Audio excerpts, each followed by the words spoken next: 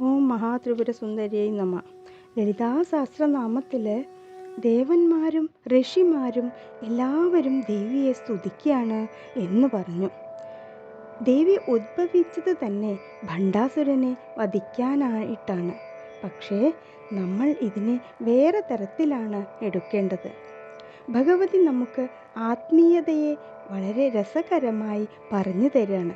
എല്ലാവരും ദേവിയെ സ്തുതിക്കുന്നു. എന്തിനാണ് നമ്മൾ ദേവിയെ സ്തുതിക്കുന്നത്? നമുക്ക് ആരോടെങ്കിലും ഭക്തി തോന്നുമ്പോൾ, അല്ലെങ്കിൽ എന്തിനോടെങ്കിലും അത്ഭുതം തോന്നുമ്പോൾ അങ്ങനെയുള്ള ആ ദേവതയെ നമ്മൾ സ്തുതിക്കും. വിശ്വാസത്തോടെ വേണം നമ്മൾ സ്തുതിക്കേണ്ടത്, അല്ലാതെ ഭയത്തോടു കൂടിയല്ല, അല്ലേ? അങ്ങനെ ആ അത്ഭുതം പിന്നീട് ആരാധനയായി മാറും. നമ്മൾ ആ ശക്തിയെ അനുകരിക്കാൻ തുടങ്ങും. അങ്ങനെ നമ്മൾ ആ ശക്തിയെ ഉൾക്കൊള്ളാൻ തുടങ്ങും. നമ്മുടെ മനസ്സിലെ ഇരുട്ട് മാറി ഒരു പ്രകാശം പരക്കും. അതാണ് നമുക്ക് അമ്മ മനസ്സിലാക്കി തരുന്നത്. അപ്പോൾ ഭക്തി സാന്ദ്രത്തിലേക്ക് സ്വാഗതം. ഇന്ന് ഞാൻ ലളിതാ സഹസ്രനാമത്തിലെ 74 മുതൽ 77 വരെയുള്ള നാമങ്ങളുടെ അർത്ഥമാണ് പറയാൻ പോകുന്നത്. അടുത്തത് 74ാമത്തെ നാമം. ഭണ്ഡപുത്രവധോദ്യുക്ത ബാലാവിക്രമ നന്ദിത. ഭണ്ഡപുത്ര വധോ ഉദ്യുക്ത.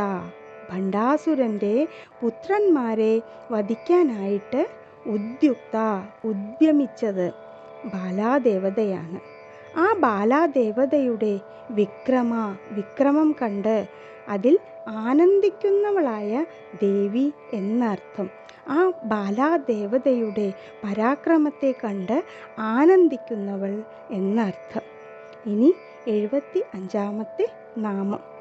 മന്ത്രിണ്യാംബ വിരചിത വിശങ്ക വധ തോഷിത. മന്ത്രിണ്യാംബ, മന്ത്രിണീ ദേവിയാൽ. മന്ത്രിണീ ദേവിയുടെ മറ്റൊരു പേരാണ് ശ്യാമളാംബ. ആ ശ്യാമളാംബയാൽ വിരചിത ചെയ്യപ്പെട്ട വിശങ്ക വധം. എന്താണ്? ഭണ്ഡാസുരൻ തൻ്റെ 2 തോളുകളിൽ നിന്നും, ഇടത്തേതിൽ നിന്നും വലത്തേതിൽ നിന്നും ഓരോരോ അസുരന്മാരെ സൃഷ്ടിച്ചു. അതിൽ ഒരാൾ വിഷുക്രനും മറ്റൊരാൾ വിശങ്കനുമാണ്. അതിൽ വിശങ്കനെ വധിച്ചത് ശ്യാമളാംബ എന്നു പേരുള്ള മന്ത്രിണീ ദേവിയാണ്. ആ വധത്തിൽ തോഷിത, സന്തോഷിച്ചവളായ ദേവി എന്നർത്ഥം. ഇനി 76ാമത്തെ നാമം. വിശുക്ര പ്രാണഹരണ വാരാഹി വീര്യനന്ദിത. വിശുക്ര പ്രാണഹരണ. അടുത്ത അസുരനാണ് വിശുക്ര അസുരൻ. ആ വിശുക്ര അസുരൻ്റെ പ്രാണഹരണം ചെയ്തത്, വധിച്ചത് വാരാഹി ദേവിയാണ്. ആ വാരാഹി ദേവിയുടെ വീര്യത്തിൽ നന്ദിത, ആനന്ദിക്കുന്നവൾ എന്നർത്ഥം. ഇനി 77ാമത്തെ നാമം.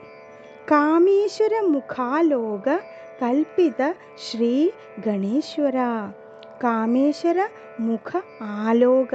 പരമേശ്വരൻ്റെ മുഖത്തെ ആലോകനം ചെയ്തുകൊണ്ട്, കൽപ്പിതം ചെയ്തുകൊണ്ട്, ആ മുഖത്തെ സങ്കൽപ്പിച്ചുകൊണ്ട് സൃഷ്ടിക്കപ്പെട്ട മകനായിട്ടുള്ള ശ്രീ ഗണേശ്വര, ഗണേശ്വരനോട് ചേർന്നിട്ടുള്ളവൾ എന്നർത്ഥം. അപ്പോൾ തൻ്റെ പതിയായിട്ടുള്ള പരമേശ്വരൻ്റെ മുഖത്തെ സങ്കൽപ്പിച്ചുകൊണ്ട് തൻ്റെ മകനായി സൃഷ്ടിക്കപ്പെട്ട ആ ഗണേശ്വരനോട് ചേർന്നിട്ടുള്ളവൾ എന്നർത്ഥം. എല്ലാവർക്കും നല്ലത് വരട്ടെ. ലോകാ സമസ്ത സുഖിനോ ഭവന്തു. ഓം ശിവശക്തി ഐക്യരൂപിണ്യേ നമഃ.